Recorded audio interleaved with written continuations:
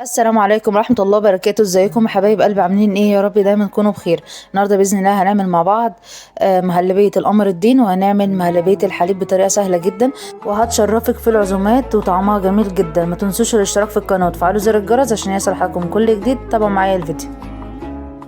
اول حاجه نقول بسم الله. انا هنا معايا نص لفه من القمر الدين، ببتدي ان انا اقطعه بالشكل ده زي ما حضراتكم شايفين، ونبتدي ان احنا ننزل بيها عندي في الكسرونه او في الحله بالشكل ده. ما ننساش نصلي على سيدنا محمد ونقول اللهم صل وسلم وبارك على نبينا محمد وعلى اله واصحابه اجمعين. نخلص الكميه كلها بالشكل ده زي ما حضراتكم شايفين. بعد ما قطعنا القمر الدين بالشكل ده نبتدي ان احنا ننزل عليها بميه مغليه.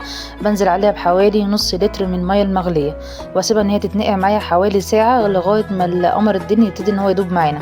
واكون مجهزه معايا نص لتر من الحليب، وابتدي ان انا ارفعه معايا على البوتاجاز، واكون مجهزه معايا ربع كوبايه من الميه، وانزل عليها ب3 معالق كبار من النشا وادوبهم كويس جدا بالشكل ده. وبعد كده نبتدي ان احنا ننزل بيها على الحليب بالشكل ده، ونبتدي ان احنا نقلبهم كويس جدا. واهم حاجه ان احنا لازم ندوب النشا كويس جدا مع الميه بالشكل ده، ونبتدي ان احنا ننزل بيها واحده واحده على الحليب ونقلبها كويس جدا. بعد كده ببتدي ان انا انزل ب3 معالق كبار من السكر، والسكر هنا بيكون على حسب الرغبه، وانزل عليها بظرف من الفانيليا واقلبها كويس جدا، واستمر في التقليب لغايه ما المهلبيه تستوي معانا المهلبيه من الحلويات الخفيفه جدا وطعمها جميل جدا، وهتشرفك قدام ضيوفك. جربيها بالطريقه دي هتعجبكم جدا. واول ما المهلبيه جهزت معانا انا هنا ببتدي ان انا انزل بالطبقه الاولى من المهلبيه البيضه بالشكل ده. بنزل في نص الطبق عندي، مش بخليها كامله معايا عشان خاطر ان احنا لما نيجي نعمل مهلبيه القمر الدين نبتدي ان احنا نكمل بيها الطبق بتاعنا. نبتدي ان احنا نخلص الكميه بتاعتنا بالشكل ده زي ما حضراتكم شايفين. احنا هنا نزلنا بنص الكميه بالشكل ده كده. خلاص خلصنا الكميه بتاعتنا. نبتدي ان احنا نعمل مهلبيه القمر الدين، وابتدي ان انا ارفع القمر الدين عندي على البوتاجاز بالشكل ده، وابتدي ان انا استمر في التقليب لغايه ما القمر الدين يبتدي ان هو يدوب معانا. ولازم اننا نتاكد من مفيش قطع من القمر الدين، وان هو يكون خلاص داب معانا بالشكل ده. بعد كده بكون مجهزه معايا نص كوبايه من ميه القمر الدين، وابتدي ان انا انزل عليها ب3 معالق كبار من النشا وادوبهم كويس جدا. ولازم ادوب النشا كويس جدا في المرحله ديت. وبعد كده ببتدي ان انا انزل على القمر الدين بالنشا، بس اهم حاجه نستمر في التقليب لما بننزل بالنشا على القمر الدين عشان ما يتكتلش مننا. وبعد كده ببتدي ان انا انزل على المهلبيه بظرف من الفانيليا، وانزل عليها بحوالي 4 معالق سكر كبار، والسكر هنا بيكون على حسب الرغبه، واقلبهم كويس جدا.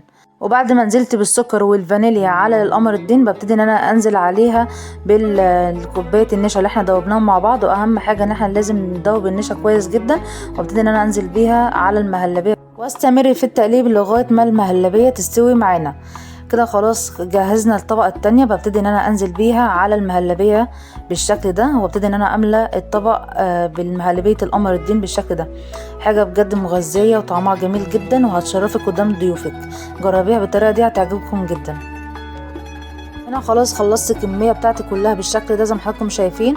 واول ما المهلبيه بدات تبرد معانا ببتدي ان انا انزل عليها بجوزة الهند بالشكل ده، وجوزة الهند هنا بيكون على حسب الرغبه.